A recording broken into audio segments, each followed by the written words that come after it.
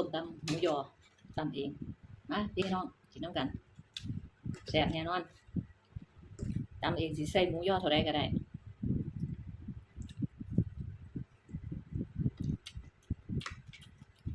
เอานี่ไข่เจียวหมูสับแซ่บเผ็ดแซ่บ